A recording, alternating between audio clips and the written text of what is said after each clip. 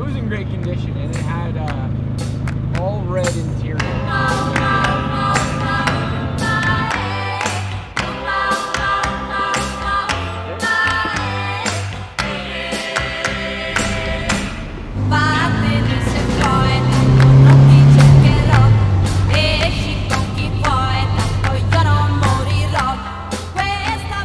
Arthur Avenue, Little Italy, the Bronx.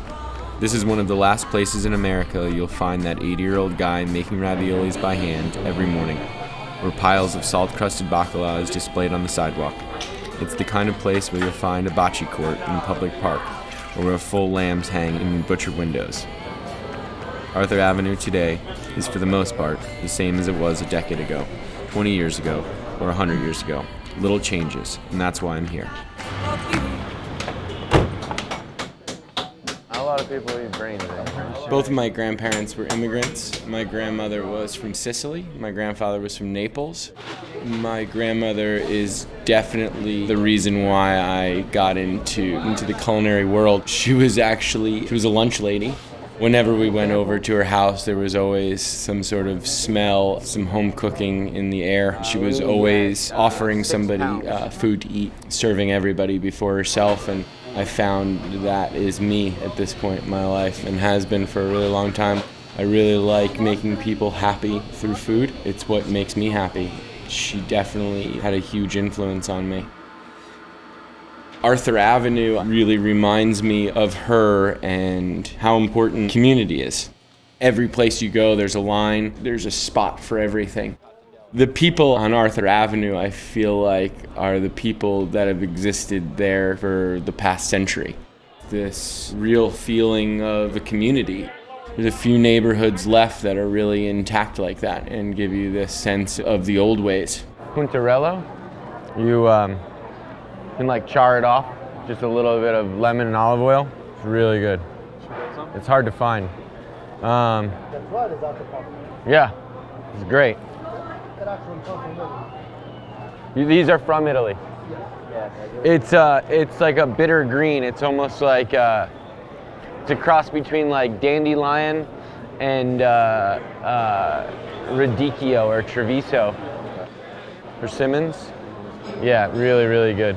It's a cross between like a tomato, a mango, like an orange almost.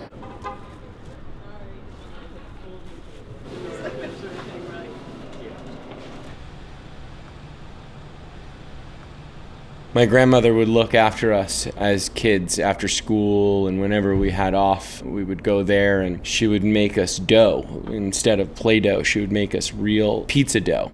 From the earliest age I can remember, we were making little pizzas and different things like that. And after we were done with whatever we had made, she would like shellac it with like an egg wash and bake it, and it would have this shine to it. Wouldn't last very long, but it's definitely an early memory I have of being over at her house.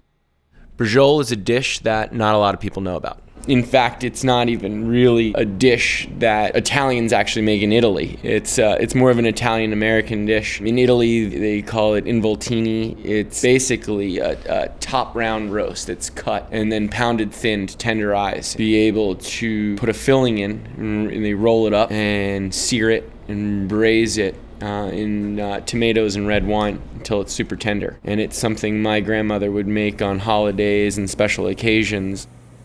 It really stands out to me because it's something you never see on restaurant menus or really anywhere. It's a very simple peasant dish. It really captures this piece of my childhood, and I thought it was a perfect dish to do here at the Car Club. A great braciole has to do with mostly the filling. There's a couple of different ways of doing it. You can use raisins, cheese, breadcrumbs. That has a lot to do with what kind of differentiates different bracioles.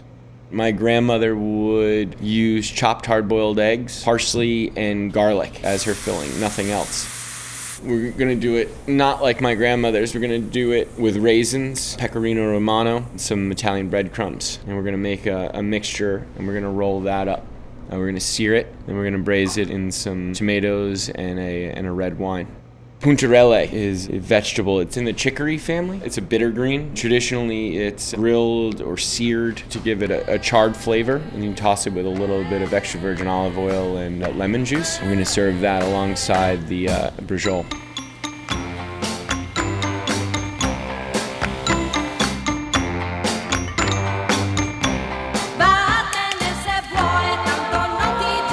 This week's special, classic Car Club Braciole, stuffed with chopped garlic, golden raisins, pecorino romano, and fresh mozzarella. Served with charred puntarelle over creamy polenta.